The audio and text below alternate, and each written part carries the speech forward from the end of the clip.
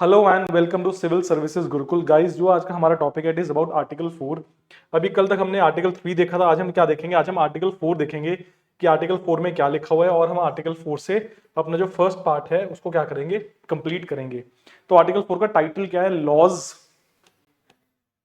Made under article 2 and article 3 to provide for the amendment of the first and fourth schedule. दो schedules की amendment की बात करता है, first and fourth schedule and supplemental incidental and consequential matters. तो ये बात कर रहा है कि जो आर्टिकल 2 हमने अभी स्टडी किया है उसमें क्या है, इस्टेब्लिशमेंट ऑफ स्टेट्स। और आर्टिकल 3 किस चीज की बात करता है? New states. मतलब आर्टिकल 3 किसके लिए है? इंटरनल सेग्रीगेशन के लिए। आर्टिकल 2 किसके लिए है? एक्सटर्नल सेग्रीगेशन के लिए।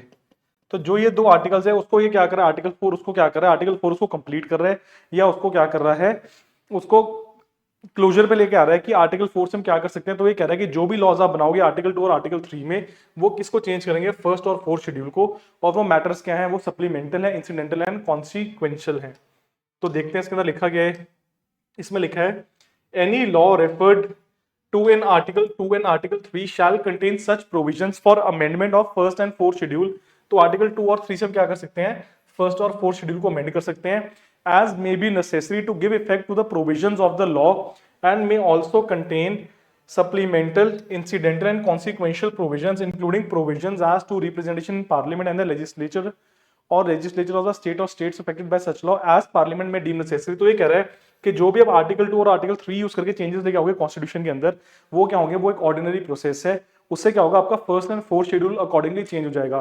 फॉर सपोज आज आपने कोई नया स्टेट एडमिनिस्टर कर लिया आर्टिकल 2 के अंदर, ठीक है? तो हमने क्या किया कि हमने पार्लियामेंट में उस हिसाब से चेंजेस लेकर आए। फोर्थ और फर्स्ट शेड्यूल को हमने अमेंड किया, चेंज किया और उसको उस हिसाब से अलाइन कर दिया। वैसे ही आपने आर्टिकल 3 यूज करके कोई न्यू स्टेट फॉर्म किया है या किसी की बाउंड्री को ऑल्टर किया है, तो आपने क्या किया? फिर आपने फर्स्ट और फोर्थ शेड्यूल को चेंज कर लिया। तो बोला कि ऑर्डिनरी प्रोसेस है कॉन्स्टिट्यूशन के अंदर। क्यों? क्योंकि ये चीजें चलती रहेंगी। ये कोई हार्ड एंड फास्ट तो है नहीं कि आज आपने चेंज कर लिया कल को चेंज नहीं होगा। तो जब भी ऐसे कोई चेंजेस आएंगे तो उससे पार्लियामेंट क्या करेगी? लॉ बना देगी और फर्स्ट और फोर्थ शेड्यूल को अकॉर्डिंगली चेंज कर देगी।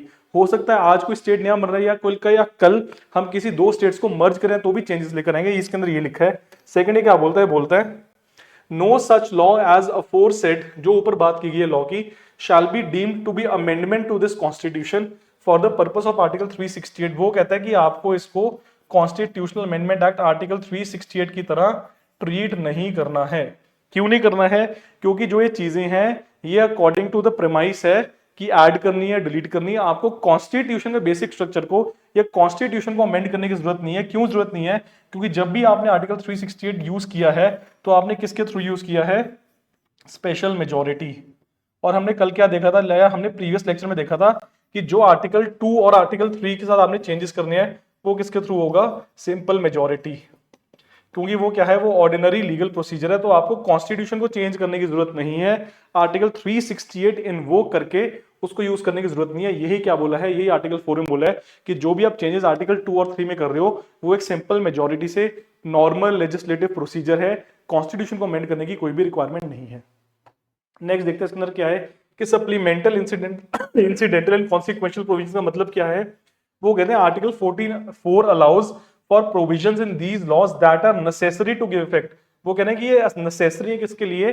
कि जो भी लॉ के प्रोविजन है उसको आप यूज कर सको और पार्लियामेंट और स्टेट के अंदर लेजिस्लेचर में जो भी आपकी रिप्रेजेंटेशन है उसको आप उस हिसाब से चेंज कर सको। उन्होंने क्या बोला कि ये क्यों जरूरी है? इससे क्या होगा? इसको आप यूज करके पार्लियामेंट और स्टेट के अंदर जो भी रिप्रेजेंटेशन है उसको आप क्या कर सकते हो? अमेंड कर सकते हो। तो उसके लिए हमें कॉन्स्टिट्यूशन को अमेंड नहीं करना। ये सिंपल प्रोसीजर है और ये सिंपल चीजें हैं। फिर उसमें देखते हैं कि नो अमेंडमेंट, वो क्लैरिफाई दोबारा कर रहा है इस आर्टिकल से। वो क्या क्लैरिफाई करना चाहता है कि जो आर्टिकल 4 है आपका, वो क्लैरिफाई करता है कि जो भी लॉज पास हुए हैं 2 और 3 में, वो क्या कहते हैं? वो सिर्फ फर्स्ट और फोर्थ शेड्यूल को चेंज करने के लिए पास होंगे। उसके लिए पूरे कॉन्स्टिट्यूशन को चेंज करने की जरूरत नहीं है। और ये बार बार बोल रहा है कि इसको आर्टिकल 368 की तरह ट्रीट नहीं करना है। ये कॉन्स्टिट्यूशनल अमेंडमेंट नहीं है। और लास्ट क्या बोलता है? वो लास्ट बोलता है आर्टिकल 4 अलाउज, वो सेम चीज वही बोल रहा है दोबारा कि जो जुडिशरी ने अपहेल्ड किया है कि जो कंसिस्टेंसी है पार्लियामेंट की उसको अपहेल्ड करना चाहिए। और सुप्रीमेसी ऑफ पार्लियामेंट मैटर करती है स्टेट रीऑर्गेनाइजेशन में। स्टेट सिर्फ क्या करेगा? अपने जो व्यूज हैं उसको रिप्रेजेंट कर सकता है और पार्लियामेंट कंसल्ट कर सकता है, पर स्टेट की व्यूज को मानना ना मानना पार्लियामेंट के ऊपर है। तो वो पार्लियामेंट ये नहीं बोलेगा कि हमने इसकी स्टेट से हमने बात की थी पर स्टेट नहीं माना, हमने चेंज किया, तो कल स्टेट ऑब्जेक्टिफाई नहीं कर सकता इस चीज को। तो स्टेट भी क्या करेगा, स्टेट सिर्फ अपने क्या कंसल्टेशन देगा। तो बार बार आर्टिकल में क्या बोला गया है कि जो भी आप आर्टिकल 2 और 3 के अकॉर्डिंग चेंजेस कर रहे हो वो क्या है, वो सिर्फ आपके कॉन्सिक्वेंशियल, इंसिडेंटल और सप्लीमेंटल मैटर्स हैं। आपको उसके लिए कॉन्स्टिट्यूशन को चेंज करने की जरूरत नहीं है। उससे क्या होगा, आपने सिंपल मेजोरिटी यूज करके आपने सिर्फ फर्स्ट और फोर्थ शेड्यूल को अकॉर्डिंगली चेंज करना है। So this was a very short topic according to article 4। अब हम कल के टॉपिक में क्या देखेंगे, हम कल के टॉपिक में देखेंगे कि आर्टिकल 368 क्या है। क्यों? क्योंकि आर्टिकल 368 और स्पेशल मेजोरिटी की बार बार बात हो रही है, तो कल हम इसको डिकोड करेंगे। Thank you so much.